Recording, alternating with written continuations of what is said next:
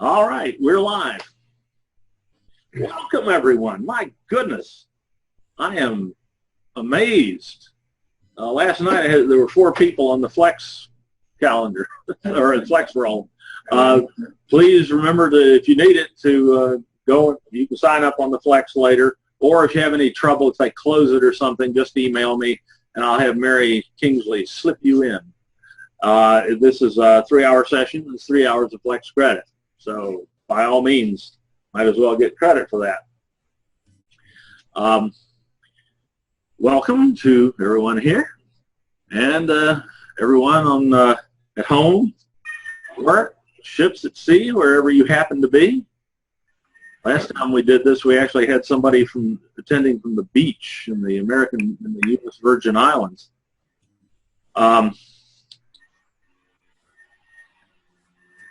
So let's go ahead and get started.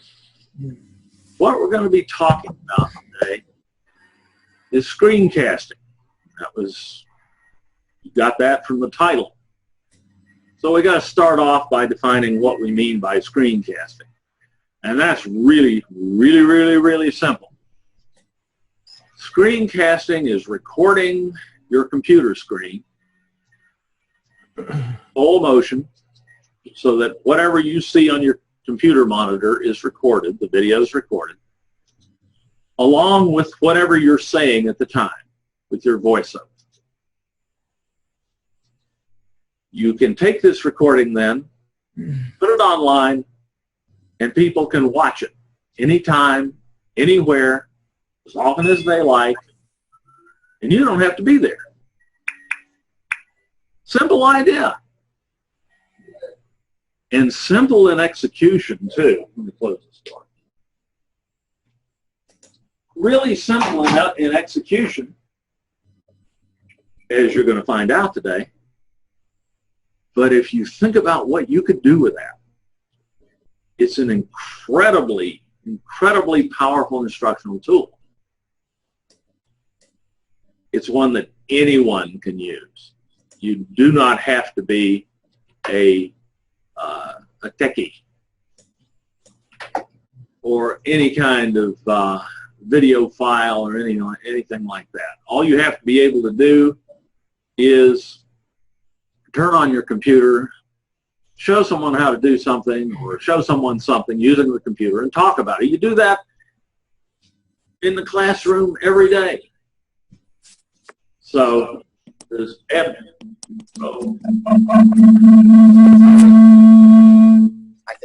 someone's got a pair of speakers on. Oh, it was me. Rita, you can use that. There's a mute. There's a mute button.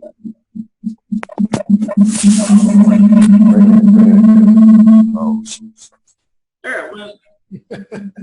No, I still got something. Go back to that. We've got a mute. We've got a device online here. Got it? Great.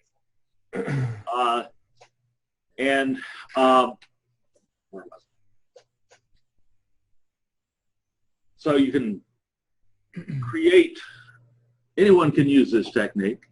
The tools, both software and hardware, are minimal and very inexpensive. And it's so simple to do that you can actually create useful amounts of multimedia instructional materials in the kind of time that all of us have available to spend. I mean, it's wonderful to learn Flash or some other multimedia tool and spend weeks generating a 5-minute presentation that's just the slickest thing that anybody's ever seen. But how instructionally useful is that? How much of your course can you really support with that? Not much. But with screencasting, you can make a useful amount of material or of multimedia presentations that can really help your students and can cover a significant portion of your course or the entire thing. So let's get more specific. What do you need to screencast? All you need is a computer, a screencasting tool, a piece of software, and a microphone. And that's it. It's nice if you have a webcam as well, but you don't have to have that. We don't use webcams that much when we're screencasting. The computer, obviously you all have. The software we're going to look at today. I'm going to show you several screencasting tools. We're actually going to try a couple of them. You're going to get to try a couple of them. Even if you're at home, these are things you can use from anywhere. And the third thing being a microphone. Let me bring up. Let's see. Bring up my presenter here.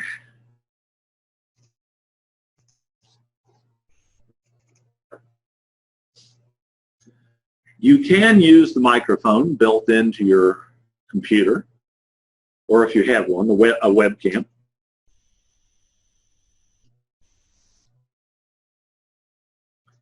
Sorry, I'm trying to get something to start here. I should have started this sooner.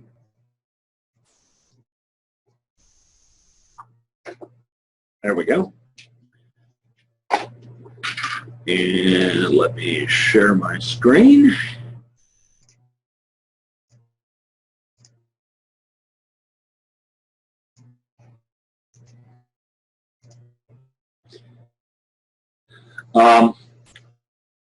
Though the microphones built into your laptop can be pretty poor. And webcams built into, or microphones built into webcams vary widely. There is one type of webcam that we do recommend, a Logitech C920. That's the one I'm using here. Michael, could you zoom in on this? I actually have the luxury of a crew here today. That's great. That's a Logitech C920, and the little things on either side of the lens are microphones, and they're wonderful. That's how you're hearing the people here in class today. And that's how you're hearing me, as a matter of fact. That's the microphone I'm using right now. So that's a good choice. Another possibility.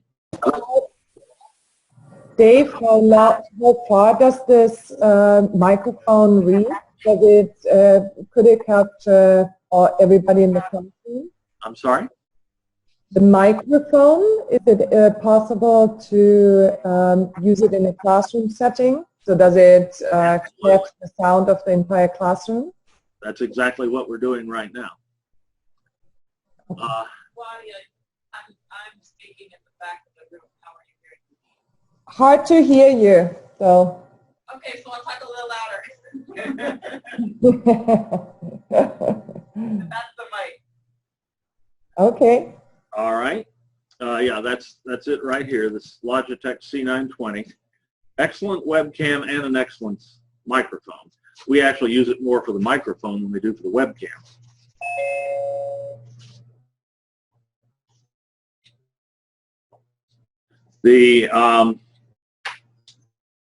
In addition to that, another good option, let me share my screen again, is a headset microphone like this. These actually tend to produce some of the best sound. You do want one generally that is USB type connected. That will work with any computer, PC or Mac. It positions the microphone very nicely when you wear it, so that as you turn your head, it doesn't, your sound doesn't fade in and out. And it produces some of the best quality that you can get. Today, here in the room, in the lab, we're going to be using some headsets which are a little less expensive, so we can have a bunch of them. And they work quite well as well. They're about $10. This one was somewhere between $20 and $30. I don't remember, from Amazon. So they're not terribly expensive. The Logitech C920 is about $60 to $70 on a good day from Amazon. And of course, the microphone built into your laptop is free. And you just try it and see how well it works. The microphones built into Mac laptops tend to be better than the ones built into PCs, on average. Though some of the PC laptops have a very good one. My laptop I'm using here is, the microphone is crap, so I'm not even thinking about using it. You just try that and find out. Okay, let's get back to reality here. So,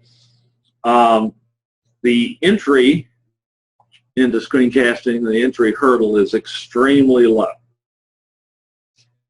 But before we get to talking about exactly how low it is and look at some of the software packages that you can use to screencast and get into actually doing a little bit of screencasting ourselves, let's talk a little bit about the why. I want to put this up front because if somebody leaves early, I want them to leave with this, because I'm going to tell you that you can figure out how to screencast on your own. You don't need me to show you how to do it. I appreciate you coming in today and letting me give it a shot, but really, nothing. I can't ruin you.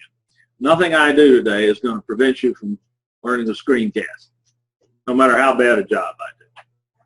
So let's talk a little bit about what you might do with it, why you might do it, and what you might do with it. In aid of that, we have a wonderful website designed by our very own Katie Palacios. Michael, let Katie take a bow. Right? No bows from Katie. That's all right. I'm mostly they're seeing my screen anyway. It should be. Let's see. Actually, I don't think I got that started. Hold on.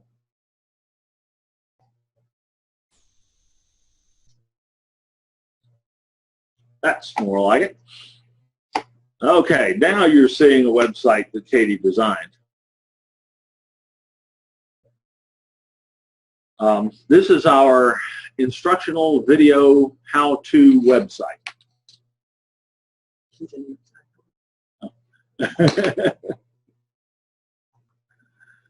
We had a question about the headset. Very good. This website will show you how to do instructional video. Now he tells us, I didn't have to get up this morning.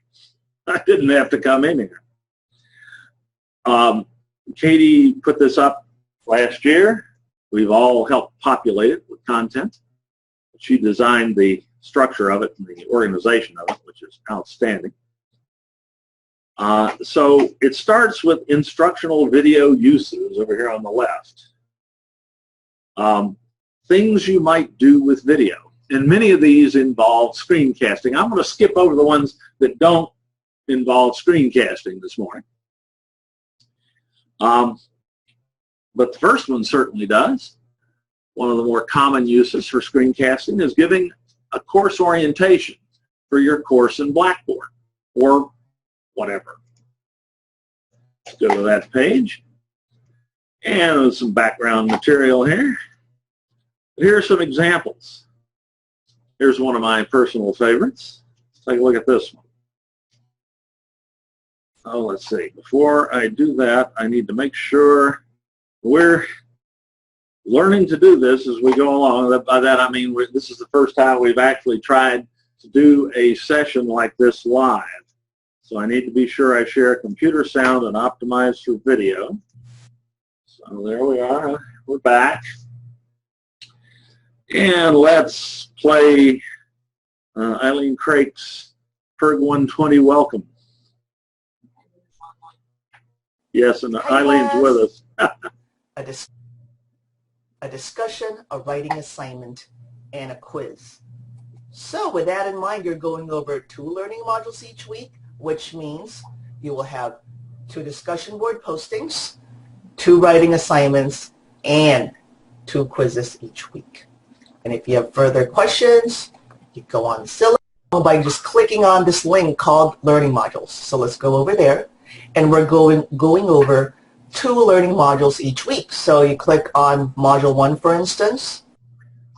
Sharpen that up. And here's some information for you to view on this column. Now, each module would require students to complete 1 discussion board posting. So you can click to launch here. Okay, for those of you who are not going to take Eileen's course, we're going to stop right there. But you get the idea. You can pull up your black. Yes, Kate. Just say something about the lip sync.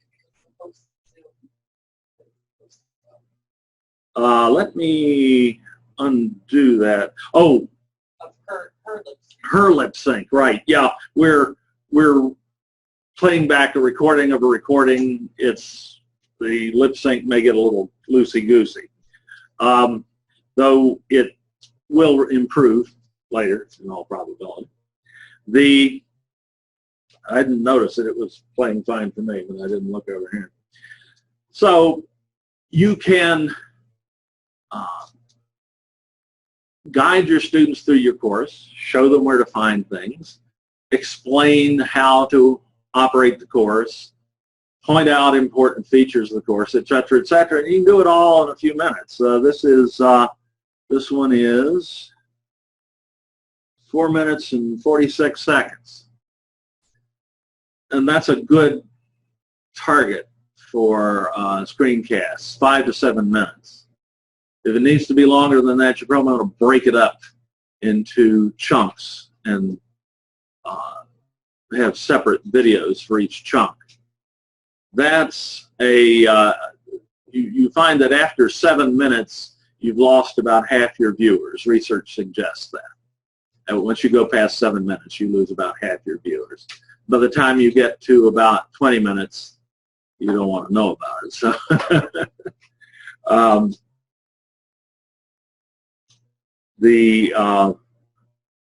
this can greatly potentiate your students' success in your online course or even in your web enhanced course where you want them to pick up supplementary material. So that's one great application of screencasting. Everybody give me another one. See if we have it up here. Help with homework. Pardon? Help with homework. Help with homework. That might fall under let's see, giving feedback to students. Yeah. You accept that, Roger? Sure. Screencasting can be used for ad hoc feedback. Here's somebody you'll recognize giving feedback. Hi, Marlo. Hi, Marlo. Thank you so much for your Module 4 assignment submission. I see it. I received it here in the training course, the online faculty training course. Thank you so much. I've read through your reflection, and I've also enrolled myself in your practice course. So that's what I'm taking a look at to see if you were able to, the first thing we asked you to do was to create that calendar entry. So I'm going to pull up the calendar tool in your course, and hopefully you didn't have any problems with that. Excellent. So you got that discussion post. Okay. And Katie is just doing this off the cuff. This is not something you plan necessarily. Someone calls you or emails you and asks a question about your course, about what you're teaching, or in our case, it's liable to be just about anything. What did they ask you the other day, Katie? Something about payroll? Oh, how to set up direct deposits. Yeah. I'm afraid that's the question was how to set up direct deposit. Yeah, we got that on a help desk escalation from the Blackboard help desk. We were unfortunately we didn't screencast that one, but it can just be anything.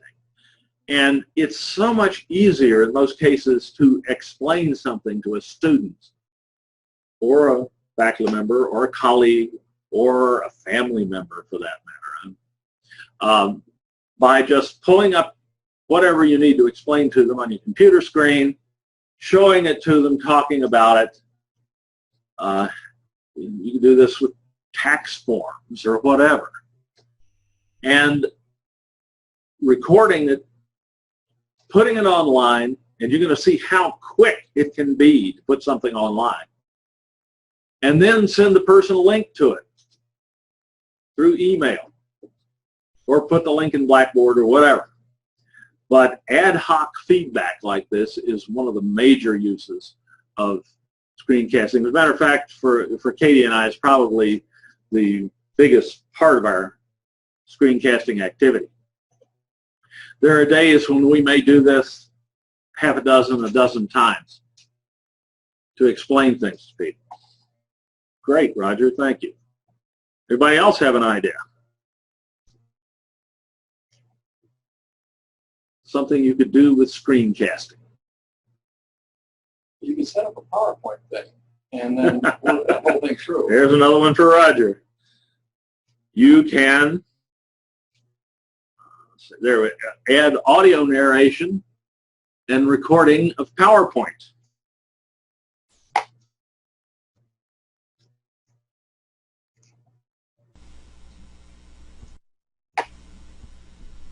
¿Qué harías si te ganaras la lotería?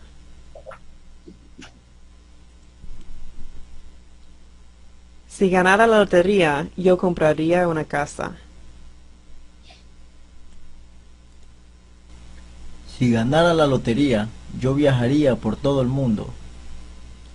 And it doesn't even have to be in English. That was Katie again, in case you didn't recognize that. All you have to do is pull your PowerPoint presentation up on your computer screen and start talking about it. And so when you finish with one slide, you go to the next and the next and the next while you're recording.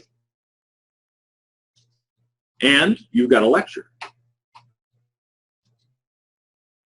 And you can, of course, jump out of the PowerPoint, do something on your computer, then jump back in, and you just keep that up. So again, remember, 7 to 10 minutes, and you've lost it, unless the students are highly motivated. You found some way to threaten them, entice them, or cajole them. Extremely long PowerPoint presentations may not be the very best pedagogy, but you can record them. If students are desperate enough, they may even watch them. We've seen it happen. Anybody else have a suggestion? Somebody besides Roger this time. Fred. Stop cam for you. I like to call that board casting. Fred said, in case that didn't come through, Fred said document camera recordings. We call that board casting. Oh, just doing my job for me here. Thank you. Woohoo. There we go.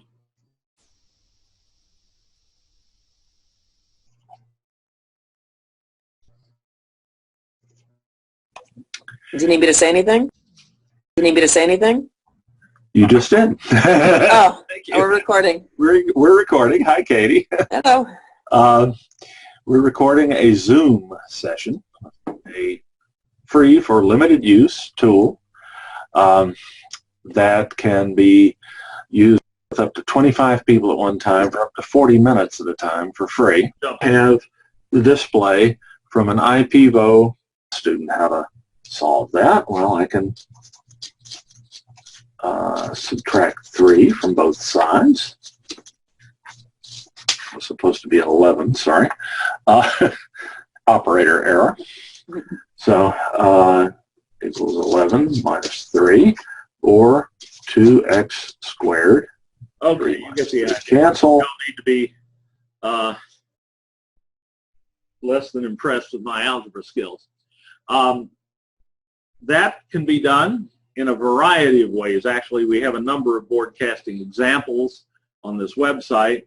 There are a number of techniques you can use for that, but the one that we're using right now, or the one that you're seeing right there, uses an old-fashioned piece of paper and a Sharpie.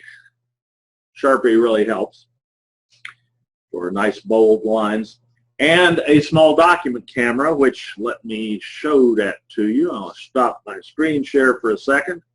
And Michael, would you mind zooming in on the, I could do it with this camera, I guess, but it'll look better on your, on the little iPivo document camera. 60 to 70 bucks on Amazon any day. And it works like this. Let me share my screen again. I guess forgive us if things are a little disjointed. We're making this up as we go along. It works like so, and darn it, I forgot. Roger, can I borrow your legal pad for a second? Just flip that over. Thank you. All right. I like having low friends in high places. Okay. I bring up the document camera application that you all are seeing, and I just start writing on the thing. I can do math problems, obviously. That's one of the common things to do, but we can do, in honor of Fred mentioning this, we can do chemistry as well. I don't have a Sharpie, so forgive me.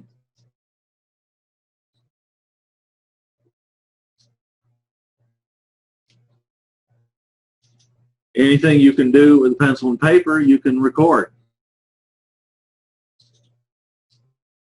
Anything you can put on a whiteboard, you can write on a piece of paper, you can draw, you can get out colored pencil, you can colored monitor, markers, whatever, and your students can see it. They can see it, and you can record that, put it online, your students can play it back anytime they want, as many times as they want. They can stop it. They can start it again. They can rewind and play something over and over again until they get it. They can't exactly do that with you in class. That's the way they have one of those remote controls, like in that, Click, was that the movie? Somebody had a remote control that could control people. Well, huh? Yeah, something like that, yeah. But it gives the students a lot of freedom. When, how, and how often they consume your content. And there's nothing to it. You fire up a screencasting package, you pull up your document camera application on your screen, and you start writing and talking. And we'll see how easy to get it is to get it online here in a minute. Okay. Oops, what I wanted to do. I get that off the screen for a second. In the chat, there's been a question about captioning. Aha. Okay. Let me check that. It's just Screencast something caption. Yes. If you put any multimedia, any video online on a public website, it has to be captioned. I'll make sure you can see my steely glare when I say that. It has to be captioned. There are some loopholes. The ad hoc screencast that you send to one student whom you know is not hearing impaired doesn't have to, and it's only going to be used for that student, that doesn't have to be captioned. If you create screencasts or any other type of video and put them on your or link to them through your Blackboard course only so that they're not on a public website, and you know you do not have any hearing impaired students in your class, then you can get away with using that screencast for 1 semester. Next semester, it has to be captioned. The State Chancellor's Office gave us that out in order to allow what's called lecture capture, because recording entire lectures live, like we're doing here today, that doesn't have to be captioned right away, but if you want to continue using it past 1 semester, or if you have a hearing impaired student in your class now, it has to be captioned. But you can use it for 1 semester. The good news is that after you collect a bunch of screencasts in a semester, we can gather them all up and send them to the Distance Education Captioning and Transcription Grant, funded by the California Community College's State Chancellor's Office. And they will caption your stuff for free. And we've never been turned down. We're about to push the envelope. We have a $13,000 project in request right now, but this gets quite expensive if you have a lot of video. But so far, they've always paid for it. So the chances are good that you can get it done for you. For shorter screencasts that you need right away, and it's a situation where you either want to put it on a public website or you do have a hearing impaired student in your class, there are certainly a lot of techniques you can use to caption your videos yourself. We'll talk about some of those a little later on today, though that's not really the focus of this presentation. We're going to have a captioning seminar later in the term, where we'll look in more detail at that. Katie? Here's a question from Ron. Am I allowed to ask incoming students if they're hearing impaired when they register? You don't have to do that. Right? You don't have to ask your students if they're hearing impaired. If they have qualified for for DSPS, they will tell you, and it's their responsibility to let you know. And in fact, the DSPS office will let you know too, if they have a recognized tested disability. If they don't, of course, and they say, well, I'm having trouble hearing this and so on, then we have a gray situation. We do our best to make an accommodation. But you should know if you have a hearing impaired student in your class. Good question. Anything else? Yes, Fred. Assume that everybody is not hearing impaired if they don't come forward? So if they don't come forward, you may assume that there is no hearing impaired student in your class unless they later tell you.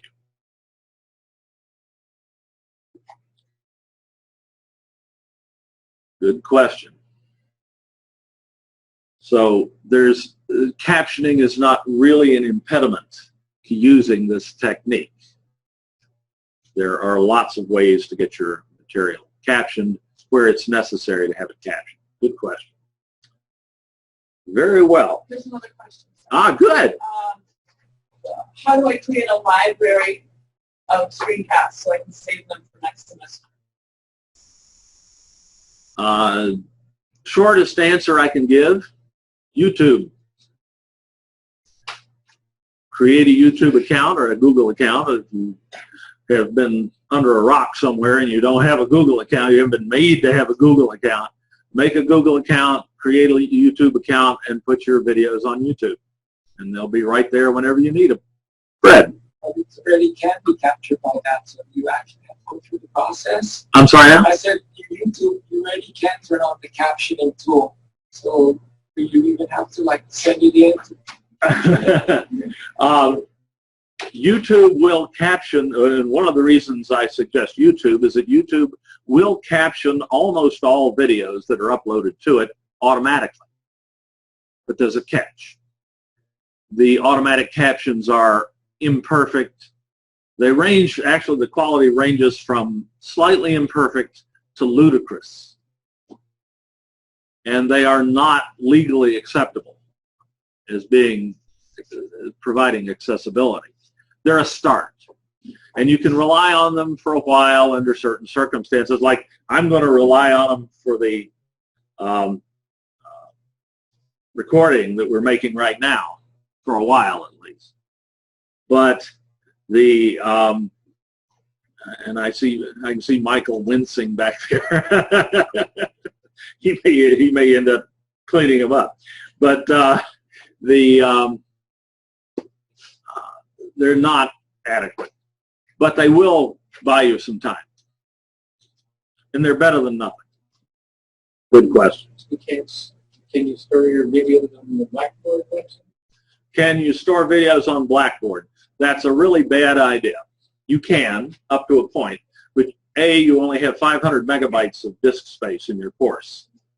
That you use that up in a hurry with video. 2, our Blackboard server is physically located in Reston, Virginia, right outside of Dulles Airport. That's a long trip for streaming video. Sometimes it works fine and sometimes it doesn't.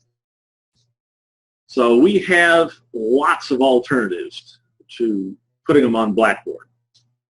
We have, Conrad, is that a hand raised? Or you're just trying to prevent us from seeing it? Oh, well.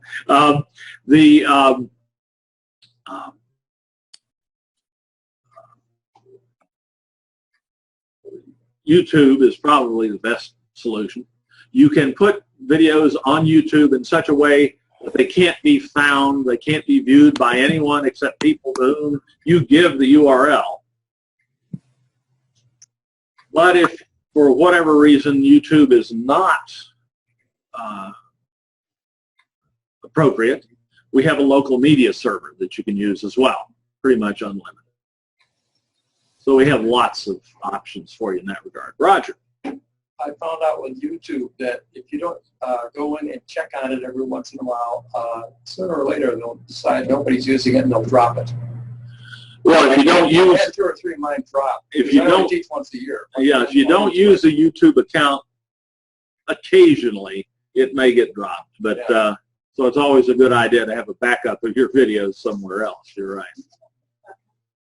But that's never happened to me. I have accounts that I don't do. I have probably 3 or 4 different YouTube accounts because I've got different Gmail accounts, like kind of for demo purposes. I've never heard of this account getting this too long. I'm walking up for. Well, what has happened with a couple of them, like I have, the students will see it, you know, like the video I have for this particular chapter now, then a year will go by before anybody looks at it again. Yeah. And during that year, sometimes YouTube has gotten rid of that. I've got the backup, so I have to just do it over again. I've got everything. Yeah. Never had that happen to me, but yeah. Anyway, it's never a bad idea to have a backup under any circumstances. And our local media server's backed up every night, so you don't have to worry about that. So lots of options for putting video online. Very good.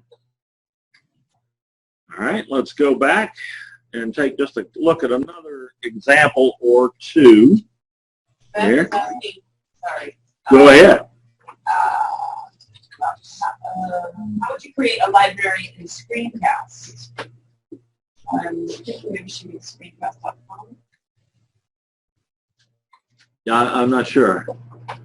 There is a hosting service called Screencast.com that is provided by the vendor that makes some of the best screencasting tools. Okay, let's see if there's anything that I wanted especially to mention that we haven't talked about. Course orientation, feedback to students, narrated PowerPoint. Well, how about the one thing that probably is associated with screencasting more than anything else that we haven't mentioned is recording software tutorials. Let's say you have a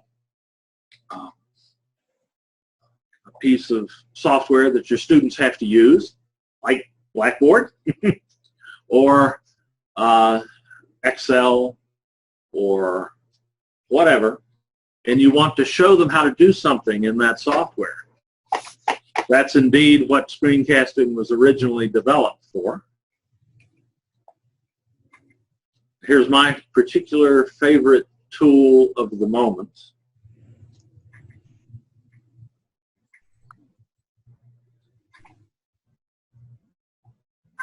And this is done by none other than our Michael T-Mog in the back of the room.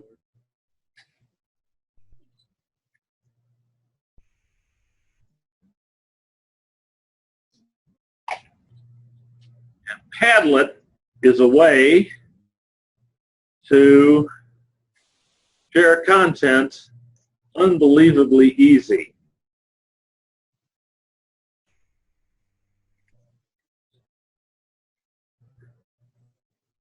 Michael has embedded this Padlet tool into Blackboard, and you saw how he uploaded that picture.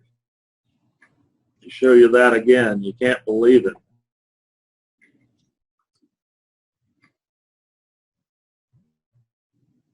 That's all there is to it.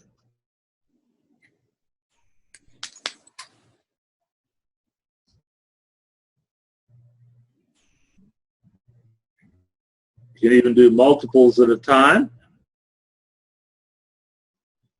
Or you can do Word documents.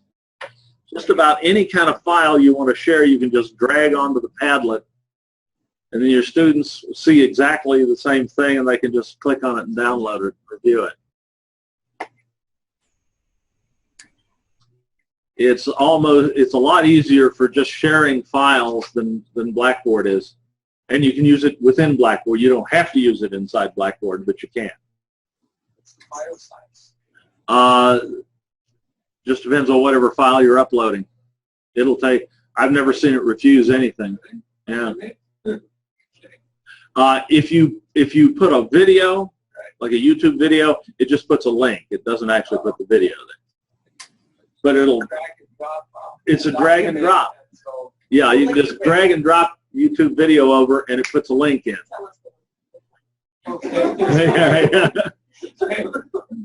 Yeah, Fred will find the link. But and Michael made this video to show you how to, if you watch the entire video, it shows you how to go in, get an account, set up your Padlet, embed it in Blackboard, and load content onto it. It's a great way, for instance, to make a photo gallery of all your students. Because they can, if they can't upload a photo of themselves to Padlet, you need to not wait. You need to fail them immediately and get them out. Do them a favor while they can still get a refund. Did I say that? Oh, crap. That was recorded, too. Pardon me. We'll trust the chancellor never sees that one. All right. So software tutorials. We've already done broadcasting.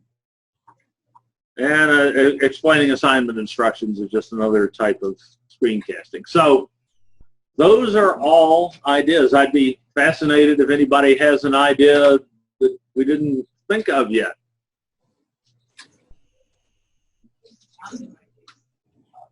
Yeah. These things can use multiple devices. Pardon? Can you use like your iPhone? Very good. Yes, you can screencast from mobile devices. One way to do that is the brute force method, which I'll proceed to illustrate after making sure there's nothing embarrassing on my iPhone screen. I remember that document camera. Say, that's it. All right. Like I say, this is the brute force method. And just zoom in a little bit.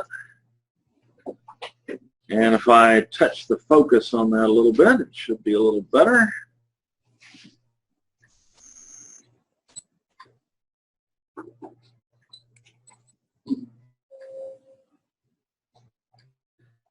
And the lighting is a little off in here. I can do a little better than that if I tinker with it, but that's one way. And then you can, I want to order Amazon Fresh. You all tried that yet? It's wonderful. They bring your groceries to your doorstep for you. It costs you $300 a year just to subscribe, but it's fun. So, yes, you can screencast that way. You can also do what's called iPhone or Android mirroring using a wireless network. If the computer and the phone are both on wireless networks, you can mirror the screen of the phone to the computer screen and record the computer screen with any screencasting tool. I'm talking about going off the field with some exploration. So you want to record from your iPhone screen. Right. Apple won't let you do it. It's not technically impossible.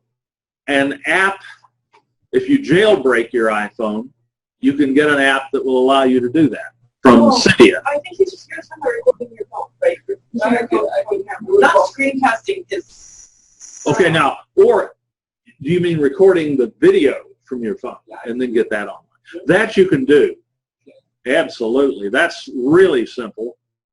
Screencasting your phone is a little more complicated. But recording your the video from your phone's camera and putting that on YouTube, there's an app for that. The recorder, the Android recorder, just does it. Because Google owns all of that. For the iPhone, you have to have this app right here. Jack, not that app. I'm trying not to touch it. The one at my fingertip is the iOS YouTube Capture app. And you just fire it up, record something, you hit a button, it's on YouTube. Good questions. And I have to say that the captioning accuracy, I do a lot of my announcements with my Android phone onto the my webcam. I send it up to YouTube and have minimal edits to my captioning. I'll do it. I mean, just the other day I did it in from my car on my way down to the city. I was pumping gas. I did my announcement to my students in my car. By the time I got to the city, it was up on YouTube and captioned.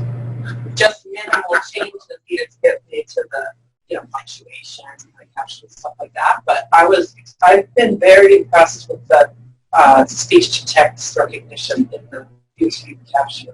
It seems to be improving, or I don't know if it's the microphone or the phone, or whatever it is, the workflow is getting, making some input out there. So. Yeah, YouTube's getting scary good at voice recognition. And scary fast. Cool.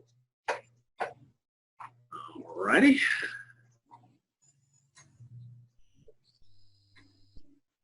Any other questions about that? The questions are the best part, folks. Keep them coming.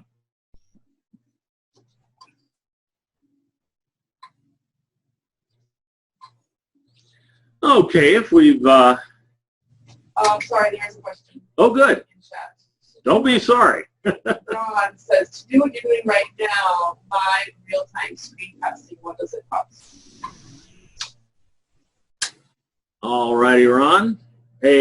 We're using Zoom, the software web-based video conferencing tool from a company of the same name up in LA.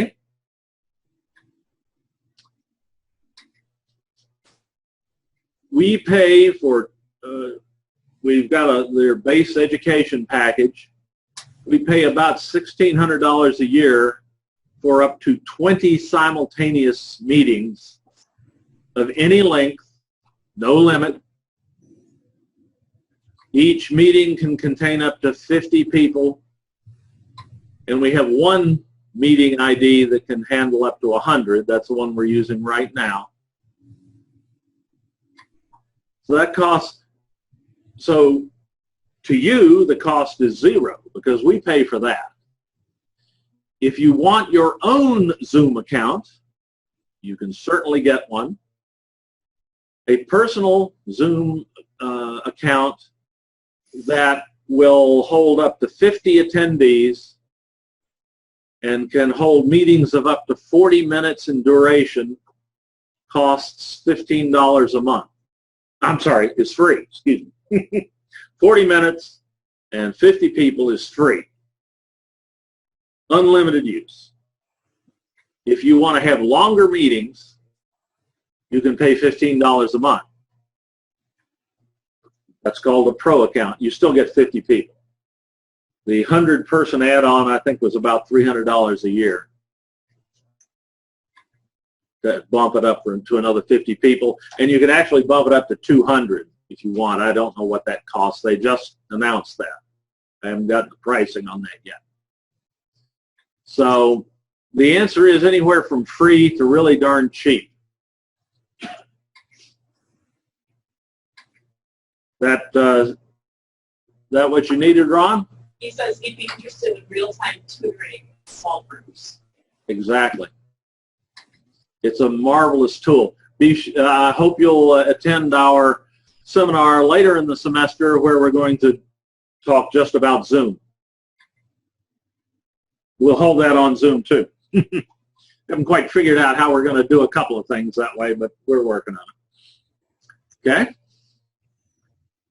If there's nothing else right now, I'm going to say let's take a short break. We will start up again on the minute at 10:13.